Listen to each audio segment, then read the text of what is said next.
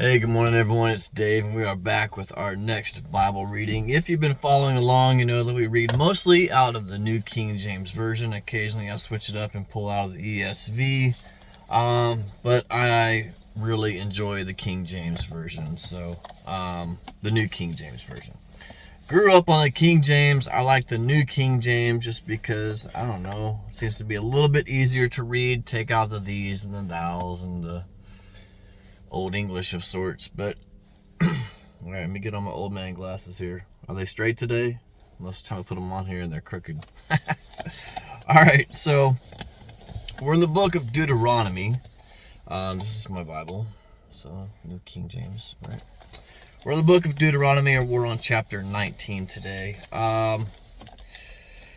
I listened to this as I was getting ready this morning on my Bible app, which you all can do as well. So if you don't have a Bible, remember that you can download the YouVersion app, which is the app that I like to use. There's a bunch of them out there that you can choose, but that's one of them. It's free. And or you can just go to Bible.com and read the Bible there. But anyways, I was listening to this one as I was getting ready for work this morning, knowing that I would be reading it hopefully later today. So chapter 19, the 3 cities of refuge, property boundaries, and laws concerning witnesses. The last part of it, I think maybe is where some of our legal stuff comes from, as far as like judging someone and having witnesses and such. But anyways, all right, it's only 21 verses, so I'm ready. Are you ready? All right, let's do this. When the Lord your God has cut off the nations whose land the Lord your God has given you, and you dispose them and dwell in their cities and in their houses, you shall separate 3 cities for yourself in the midst of your land, which the Lord your God is giving you to possess. You shall prepare roads for yourself, and divide into 3 parts the territory of the land which the Lord your God has given you to inherit, that any manslayer may flee there. So a specific area for murderers to go to. Interesting. And this is the case of the manslayer who flees there, that he may live. Whoever kills his neighbor unintentionally, not having hated him in the past, as when a man goes to the woods with his neighbor to cut timber, and his hand swings a stroke with the axe to cut down a tree, and the head slips from the handle and strikes his neighbor so that he dies. What an example of murder, or death, I should say. He shall flee to one of these cities and live, lest the avenger of blood, while his anger is hot, pursue the manslayer and overtake him, because the way is long, and kill him, though he was not deserving of death, since he had not hated the victim in the time past, because it was an accident. Therefore I command you, saying, you shall separate 3 cities for yourself.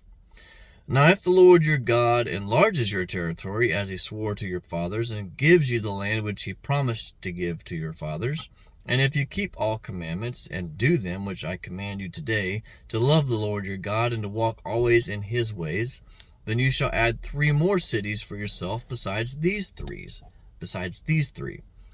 lest innocent blood be shed in the midst of your land, which the Lord your God is giving you as inheritance, and thus guilt of bloodshed be upon you.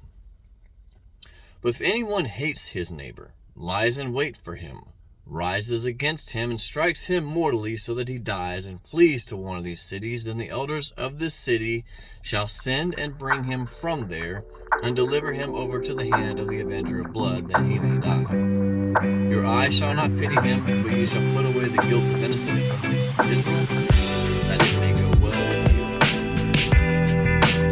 you. You shall not remove your neighbor's landmark, which is set in your inheritance, which you will inherit in the land that the Lord your God has given you to possess. 1 witness shall not rise against a man concerning any iniquity or any sin that he commits. By the mouth of 2 or 3 witnesses the matter shall be established.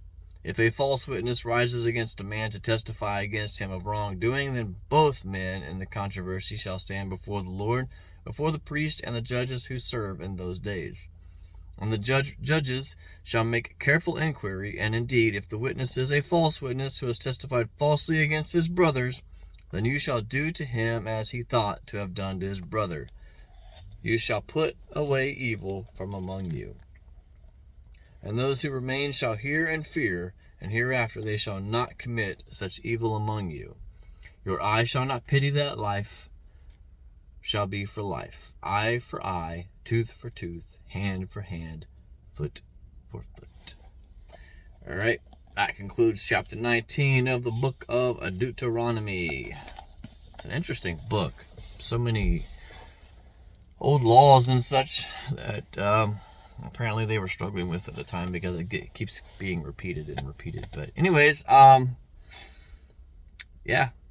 Thank you all so much for watching this video. Thank you for all of your subscriptions and thumbs ups and comments. I appreciate them. And if you have any questions, feel free to ask them, and I'll do my best to answer. All right. It's a beautiful day here in Central Texas. Beautiful, beautiful day. I hope you all are having a great day where you're at. From Central Texas, as always, God bless.